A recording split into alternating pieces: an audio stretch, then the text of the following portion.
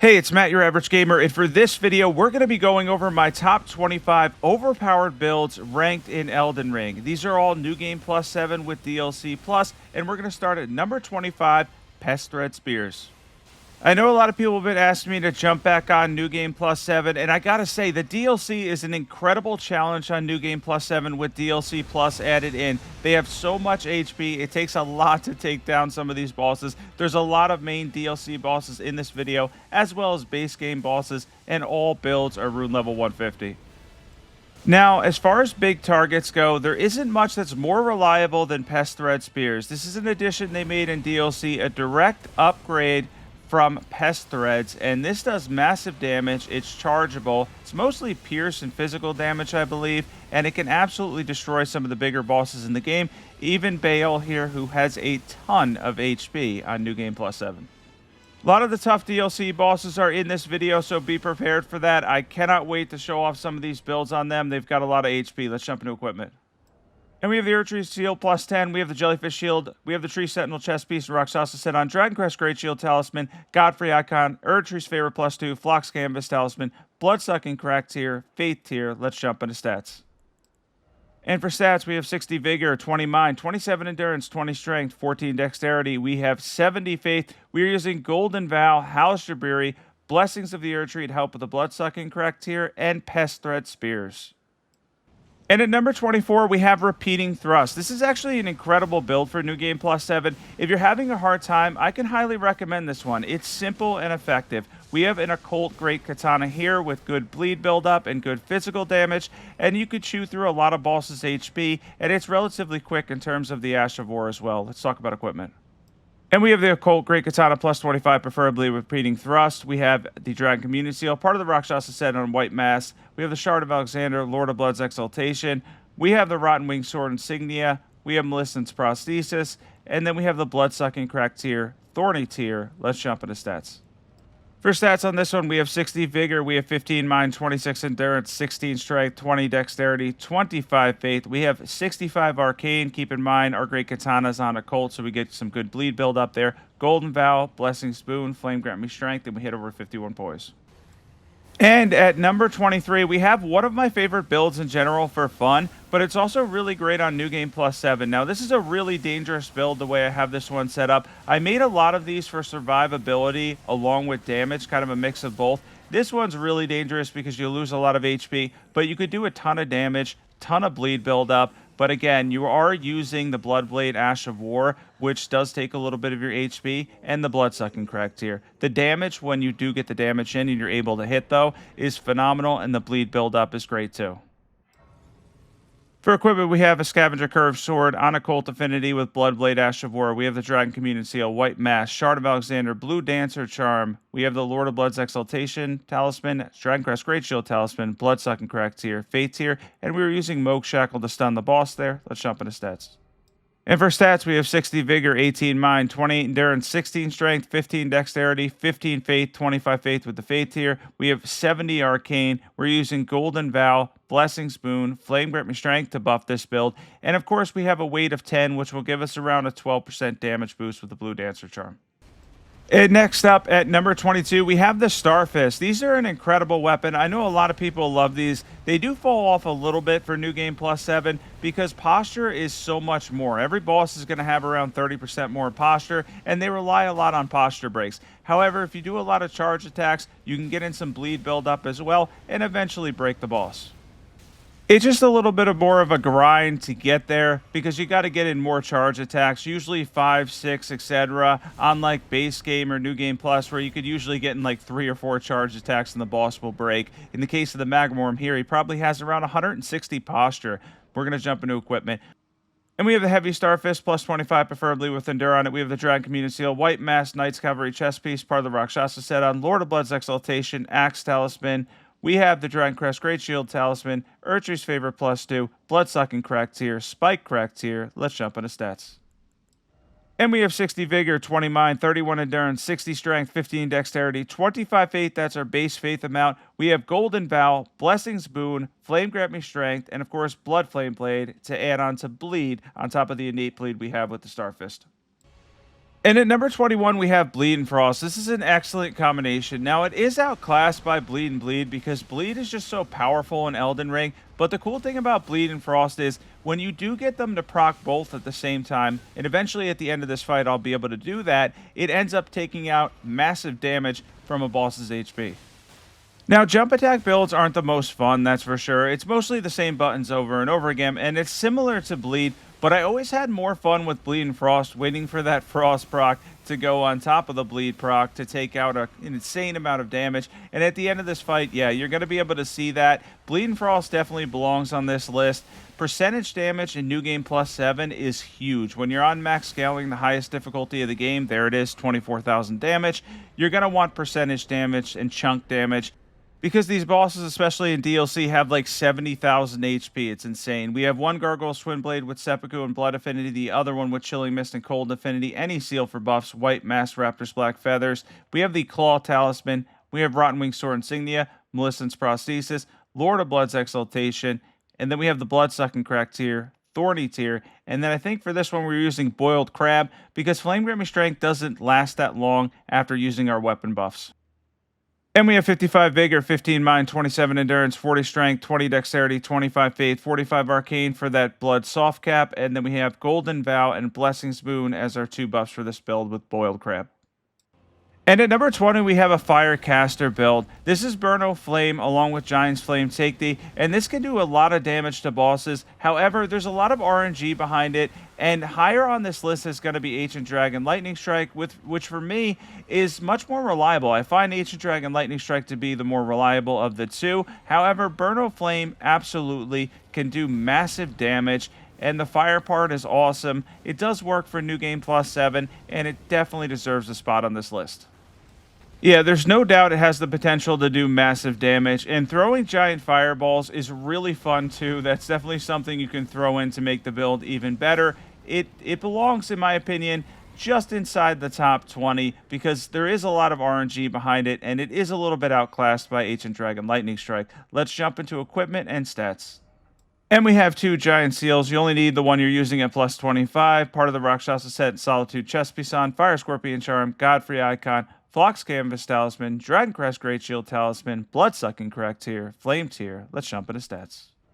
And for stats, we have 60 Vigor, 22 Mind, 28 Endurance, 16 Strength, 15 Dexterity. We have 70 Faith. We have Golden Vow, Blessing's Boon, Howlish Jabiri, Burno Flame, and Giant's Flame Take Thee as everything we're using for this build.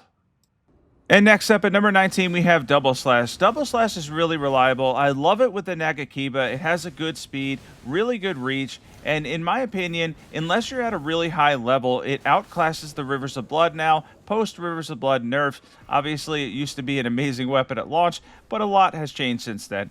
In a second here, we're going to go over stats, equipment, everything you need to know for a Double Slash build. And we have the Keen Nagakiba plus 25 with Double Slash. We are using any seal for buffs. White Mask. We have part of the Rakshasa set on and Bligh's Chest Piece. We have Rotten Wing Sword Insignia, Lord of Blood's Exaltation, Maleficent's Prosthesis, Shard of Alexander, Bloodsucking Crack tier, Thorny tier. Let's jump into stats. And for stats, we have 60 Vigor, 20 Mind, 28 Endurance, 18 Strength, 65 Dexterity. We have 25 Faith. We are using Golden Vow, Blessing's Boon, Flame Grip Me Strength, and Blood Flame Blade to buff this build. And next up, we have Moonveil at number 18, and this one's really good, honestly. They changed a lot. They made it a lot better with Rellana's cameo if you're able to hold it because you get a huge damage boost.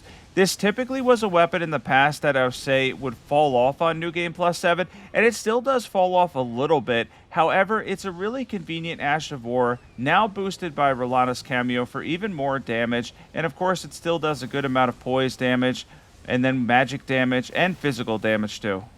You get a lot from this weapon. At rune level 150, I don't like having to split my stats, but even so, with the stat split around 40 dexterity, 40 intelligence, it still does pretty well overall. Most bosses in the game, you'll be able to get a decent amount of damage out of it.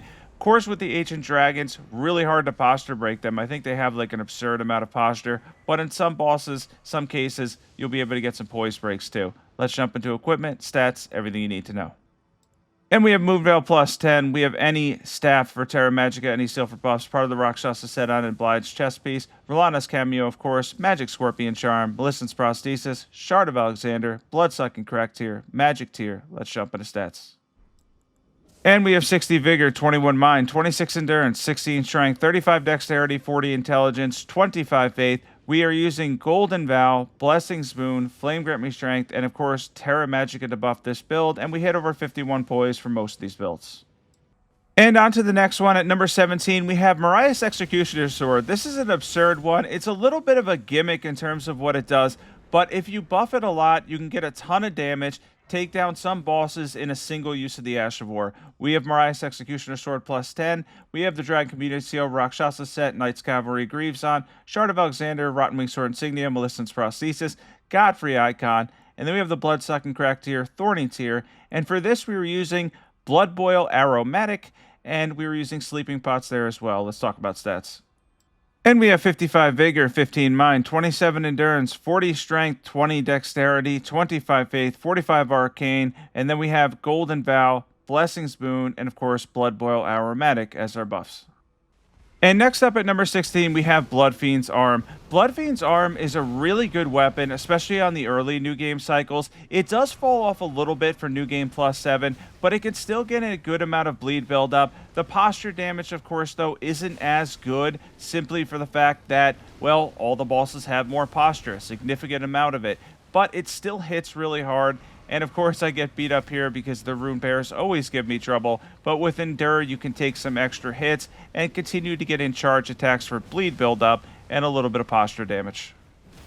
Yeah, it's by no means bad. It's definitely worth checking out for New Game Plus 7. I recommend it for the base game. It can crush bosses. For the DLC, there's definitely better ones on this list. As we go into the top 10, you're going to see some ones that can absolutely crush some of the DLC bosses. With Bloodfiend's Arm, since it relies mostly like the Starfist on posture damage, it's a little bit of a different world because most fights, you're just going to end up getting in a single break, even with a ton of charged hits, because posture is just so high. And that's one of the most difficult parts about New Game Plus 7. Everybody's always looking at the damage or how much HP bosses have, but breaking them's difficult too. Let's jump into equipment. We have Bloodfiend's Arm, plus 25 with Endure on it. We have the Dragon Communion Seal, White Mask, part of Rakshasa set, Knight's Cavalry Greaves on, Two-Handed Sword Talisman, Axe Talisman, Lord of Blood's Exaltation, Erdtree's Favor plus 2, Bloodsucking Correct tier, Spike Correct tier, and they're using Boiled Crab to take some extra damage as our body buff. Let's talk about stats. For the record, that Rune Bear has over 60,000 HP on New Game Plus 7. We have 55 Vigor. We have 40 Strength, 60 when you two-hand this, 25 Faith, 45 Arcane, Golden Vow, Blessing Spoon, and of course, Boiled Crab too. And at number 15, we have the Fire Knight's Greatsword. This was the perfect weapon for Faith builds. It truly is an amazing weapon for Faith builds. It does a ton of fire damage, has great Faith scaling, gets over 900 AR when you use something like Flame Spear on it with the Coated Fire on it, and it really just can complement any Faith build you have, specifically if you're running a Fire-type Faith build, but any Faith build in general, the Fire Knight's Greatsword was an awesome addition in DLC. There's a reason why this weapon is loved by many. By the way, I should have probably beat him there. He ends up beating me up at the end here. This boss spams a lot of attacks. Of course, he has 3 different elements he uses: physical damage, lightning damage, and then of course he has frost too. I find the frost one actually the easiest to deal with, and the lightning the most difficult to deal with for me.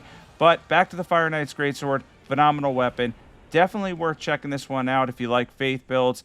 This truly is one of those weapons that you're going to pick up and not want to put down. And we have the Fire Knight's Greatsword plus 25, preferably with Flame Spear and Flame Art Affinity, Fire Knight Seal, Winged Serpent Helm, Rakshasa set, Shard of Alexander, Godfrey Icon. We have the Fire Scorpion Charm, Erdtree's Favor plus 2. We have the Bloodsucking Crack tier, Flame tier. Let's jump into stats. If you notice with a lot of these, I built around them for survivability and damage, a mix of both. 60 Vigor, 23 Mind, 28 Endurance, 22 Strength, 18 Dexterity, 60 Faith, and then we have Golden Vow, Blessing's Boon. You could use Blessings of the Erdtree, would be better here though. Flame Grant Me Strength, and of course we hit over 51 poise as well. And next up on this list at number 14 is Spinning Strikes. This is one of the most fun builds to run. It does an absurd amount of physical damage and bleed buildup. I would actually tie Spinning Weapon with this as well. They're pretty much the same for me. This one does a little more physical damage. Spinning Weapon can build up bleed faster, but ultimately I have more fun with this one, and it's quite good. In a second here, we're going to go over equipment and stats. And we have the Heavy Grave Scythe, plus 25 preferably. We have Spinning Strikes on it. We have any seal for buffs, White Mask, Solitude Chest Piece, and Rakshasa set on. Lord of Blood's Exaltation, Shard of Alexander. We have the Rotten Wing Sword Insignia. Then we have the Melissa's Prosthesis Talisman. And then lastly, the Blood-Sucking Correct Tier, Thorny Tier. Let's jump into stats. And for stats, we have 60 Vigor, 20 Mind, 31 Endurance. We have 60 Strength. That's going to be 90 when you two-hand this. Of course, that won't apply to the Ash of War, though. 20 Dexterity, 25 Faith. Golden Vow, Blessing Spoon, Flame Grant Me Strength, and of course, Bloodflame Blade to give us a lot of bleed buildup. And at number 13, we have one of the most popular weapons on here, and that's Bloodhound's Fang. Bloodhound's Fang is still a phenomenal weapon, even on max scaling, and it is really one of the best weapons in the game in terms of reliability. The only reason why this weapon's not higher is, again, it relies a little bit on posture damage, which is harder to get on max scaling. And on top of that, some of the other ones in the top 10 and whatnot just do more damage. But if you want reliability, this is definitely the definition of reliable. The only more reliable build for me personally is Guts and Lion's Claw combination. I just love that combination in the Infinite Hyper Armor. But yeah, this weapon is truly incredible from the early to late game. And I have an early game guide for this. I'll leave that in the description too. In a second here, we're going to go over equipment, stats, everything you need to know for a powerful Bloodhound's Fang build. You're definitely going to want to pick up this weapon at some point. It can help you with a lot of the boss battles in the game. We have Bloodhound's Fang plus 10, of course. We have any seal for buffs. We have the White Mask Rakshasa set on Knight's Cavalry chest piece. Then we have Lord of Blood's Exaltation, Shard of Alexander, Two-Handed Sword Talisman for regular hits, Erdtree's Favorite plus 2, Blood-Sucking Correct Tier, Faith Tier. Let's talk about stats. And we have 60 Vigor, 19 Mind, 28 Endurance, 34 Strength. That's going to be over 50 when you two-hand this, 55 Dexterity. We have 15 Faith. That's going to be 25 Faith with the Faith Tier. Golden Vow, Blessing Spoon, Flame Grip Me Strength, and Bloodflame Blade. And next one up here at number 12, we have Wild Strikes. Wild Strikes is really reliable on New Game Plus 7. When you're on higher journeys, this build can absolutely shred. Pierce damage is phenomenal too, which the Rusted Anchor does. It really is a very good damage type. Combine that with successive attacks, a significant amount of bleed buildup, and the ability to just kind of stand there if you give yourself enough defense and get in some hits and stack some successive damage. Yeah, you're going to end up with a really good setup using something like this. It can be a little dangerous and you have to get used to timing it for sure, but overall, it can absolutely shred some of the bosses in the game. Rellana here, who has over 50,000 HP, went down really quickly with the Rusted Anchor, Wild Strikes in Blood Affinity. In a second here, we're going to go over stats and equipment. And for equipment, we have the Rusted Anchor in Blood Affinity plus 25 with Wild Strikes. We have any seal for buffs. We have the White Mask, part of the Tree Sentinel and Rakshasa set on. Shard of Alexander, Rotten Wing Sword Insignia, Erdtree's Favorite plus 2, Lord of Blood's Exaltation, Blood-Sucking Correct Tier, Thorny Tier, and then Boiled Crab for some defense. Let's talk about stats. And for stats, we have 55 Vigor, 15 Mind, 27 Endurance, we have 40 Strength. That's going to be 60 when you two-hand this, 15 Dexterity, 25 Faith, 45 Arcane for that Blood Soft Cap, and then we're using Golden Vow, Blessing Spoon, and Boiled Crab. And at number 11, we have the Darkmoon Greatsword. This used to be higher on my list and easily made the top 5. The problem with the Darkmoon Greatsword now is that it lost all of its poise damage. It still does a ton of magic damage, it builds up frost, and it's probably one of the most FP-friendly Ashes of War in the entire game, but even so, the posture damage is what used to make it super OP, and now that we don't have that, it's just a lot of magic damage, and there's other ways to get a lot of magic damage, including stuff like Night Comet, so it landed here at number 11. I know some people may be expecting to see it higher, but it's just where it is now after it got nerfed a bit. We have the Darkmoon Greatsword, of course, plus 10. We're going to show off the Ash of War one more time. We have any Staff for Terra Magica, and then we have the Golden Order Seal for our buffs, part of the Rakshasa set on Knight's Cavalry chest piece. We have the Magic Scorpion Charm, Shard of Alexander. Godfrey Icon, this is chargeable. Erdtree's Favorite plus 2. And then we have the Blood-Sucking Correct Tier, Magic Tier. Let's talk about stats. And for stats on this one, we have 55 Vigor, 21 Mind, 26 Endurance, 16 Strength, 17 Dexterity. We have 50 Intelligence. The Ash is all Intelligence, 33 Faith, so we could do some buffs. Golden Vow, Blessing's Boon, Howl of Shabiri, and Terra Magica to boost the damage. You can add in the Jellyfish Shield too. And at number 10, we have the one-hit Crusher build. We're going to start here by using Golden Vow, after which I'm going to fill up my FP, then use Blessing's Boon. Then we're, of course, going to drink our Tear. Then we are going to use Howl of Shabiri. We're going to try to proc the Black Dumpling here for an extra 10%. This is the buffing order, by the way, to get a lot of damage. Then, of course, after we proc that, because they stack, we're going to switch to the Mushroom Crown because we're going to end up poisoning ourselves here. We're going to use Fetid Pots and Boluses. We're going to fill up our FP again there. And then, lastly, we are going to use Seppuku to proc Lord of Blood's Exaltation. And then we're going to poison proc ourselves.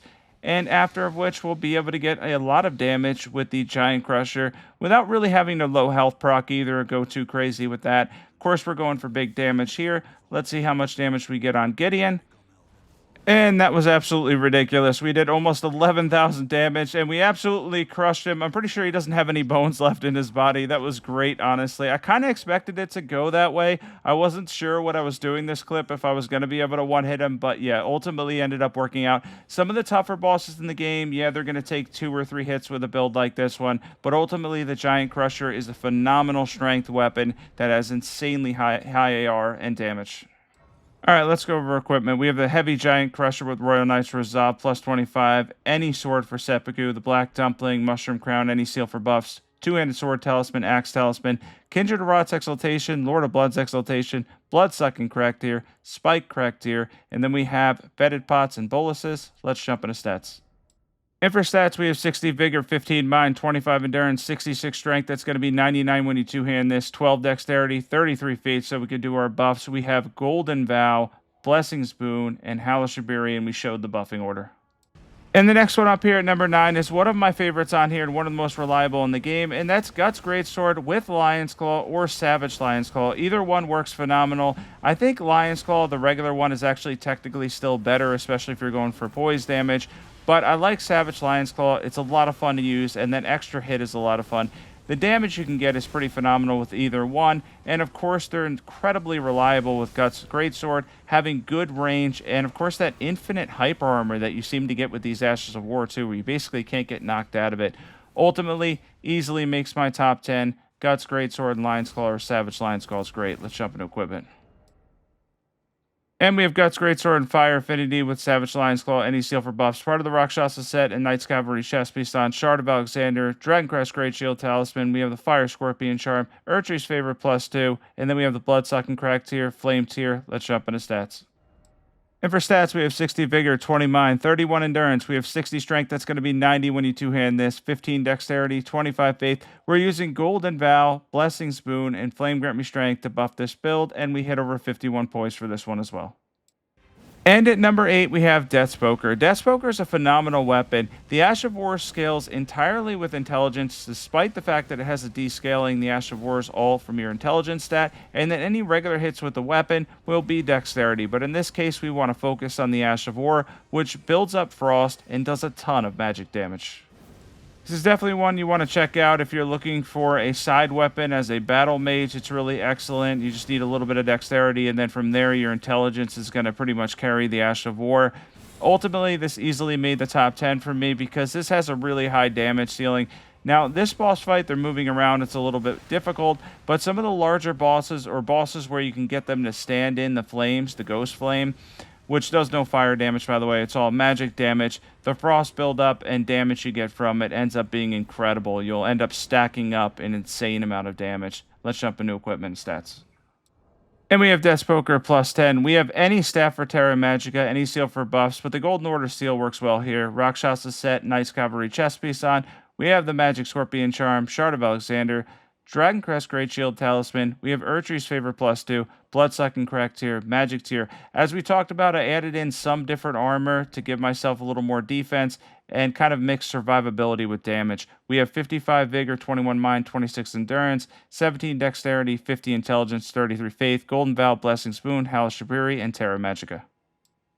And next up at number 7, you probably knew this would be on here, is Ice Spear. Now, Ice Spear doesn't do an insane amount of damage. It's not one of those ones that has a huge damage ceiling, but you get frost buildup, you get poise damage with every hit, and it's so quick and so reliable. You could use it against the majority of bosses in the game, and much like the Blasphemous Blade, it just turns it into easy mode. It truly is one of the best ashes in the entire game, and if you've never tried Ice Spear, I recommend trying it out. I also have a beginner's guide for this build, which I'll leave in the description below. And, of course, we're going to be able to finish off Malakath here. Not too bad with Ice Spear. He's actually pretty easy with this Ash of War. I think it took a total of 2 tries for me in total. The first time, I just ended up being a little bit greedy. Could have be a little less greedy in Phase 2. And, yeah, we're able to get in a lot of hits there. He's also decently resistant to Frost. Most bosses by now, I probably would have gotten a Frost proc. But, yeah, he has decent enough resistances to kind of hold against it. I think probably one more hit and he would have procced Frost. But ultimately, he goes down. Not too bad. Testament to how good Ice Spear is. It's phenomenal with the Guardian Sword Spear. You can run it in Keen Affinity because it scales with Dexterity and Intelligence, which means you can also run it in Magic and Cold. Let's jump into equipment and stats.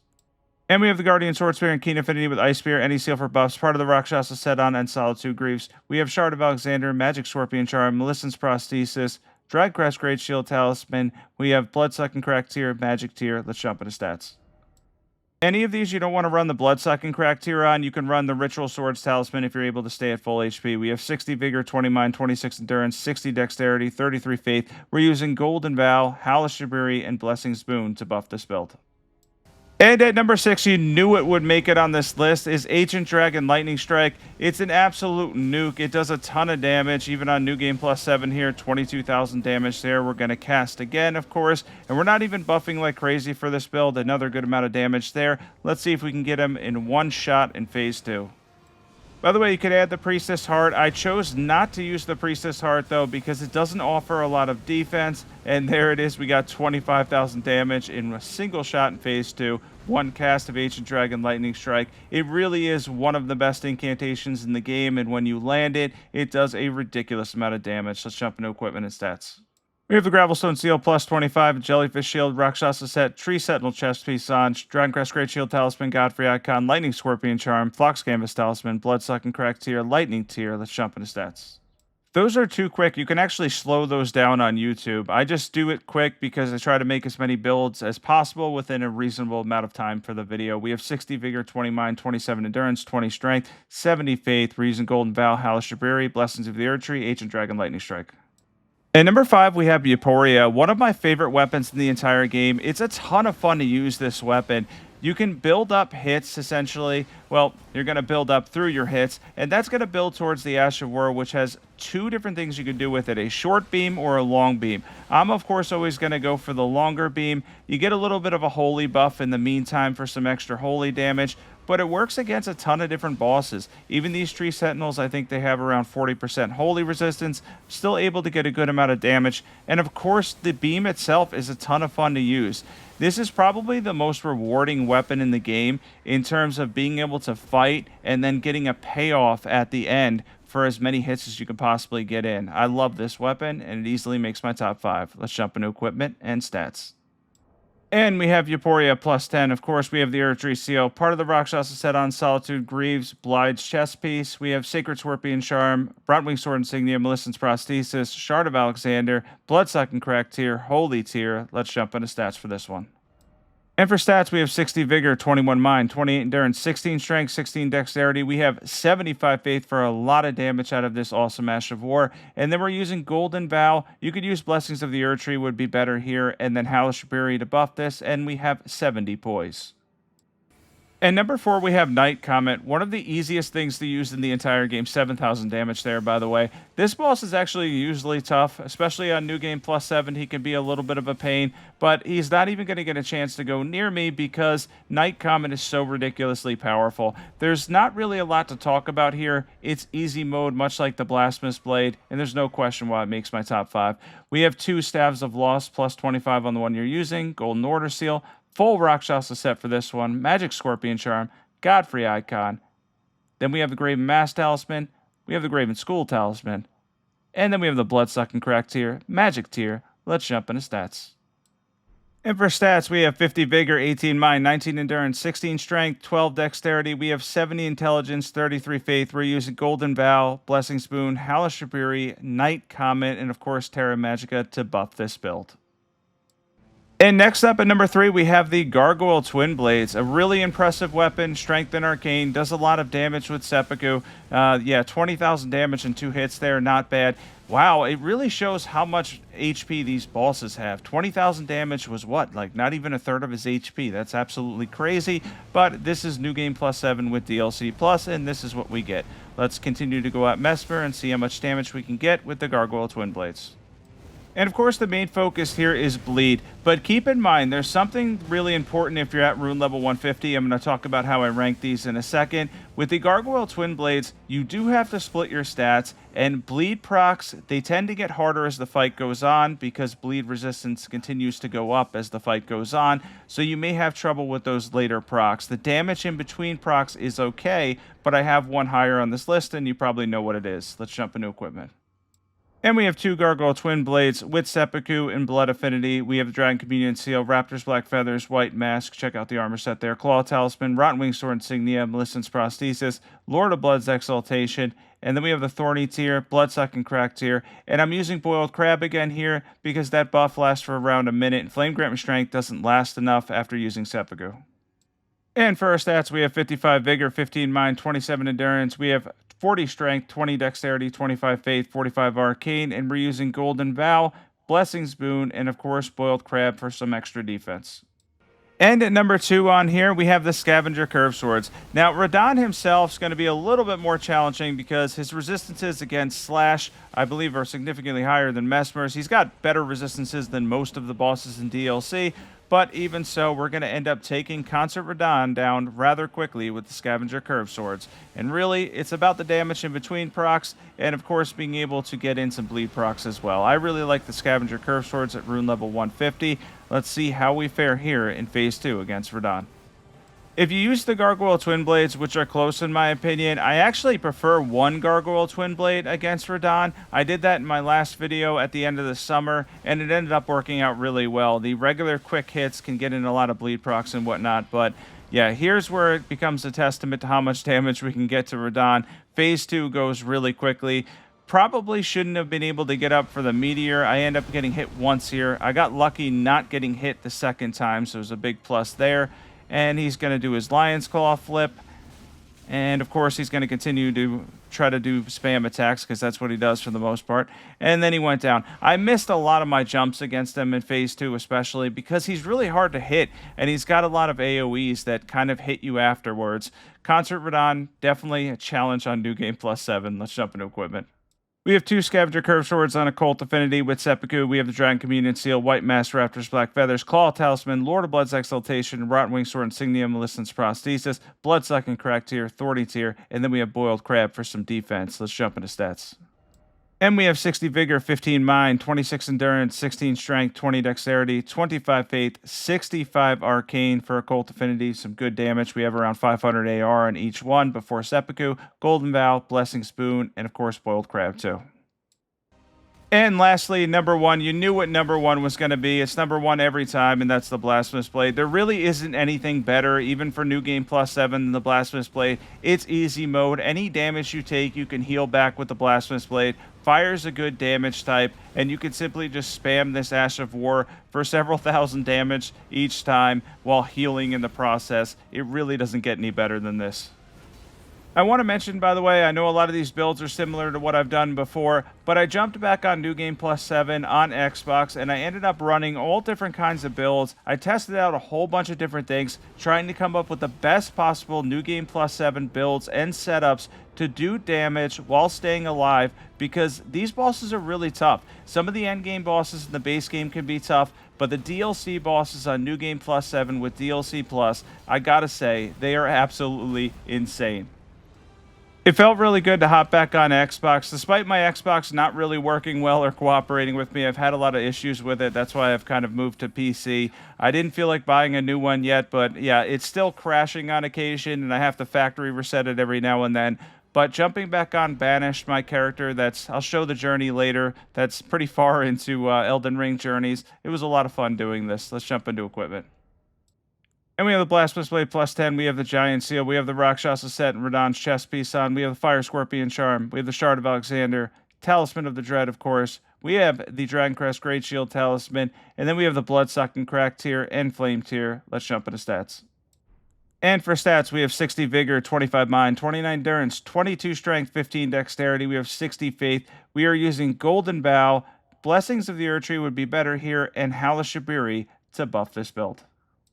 This is on my character Banished on Xbox, going into Journey 40. It was actually part of Journey 40 for this build, and Journey 39 pretty far along, over 100 journeys in total on Xbox. Thanks for watching. I appreciate everybody that tuned in to my top 25 overpowered builds in Elden Ring and Shadow of the Erdtree for New Game Plus 7. Yeah, almost 800 hours on this individual character. It's pretty incredible. It's been a long journey with this channel. I appreciate everybody so much. Be sure to sub. I know a lot of people are looking for New Game Plus 7 builds. I know they're similar, but these are going to be the best setups to help you out because those bosses are tough. I'll catch you in the next one.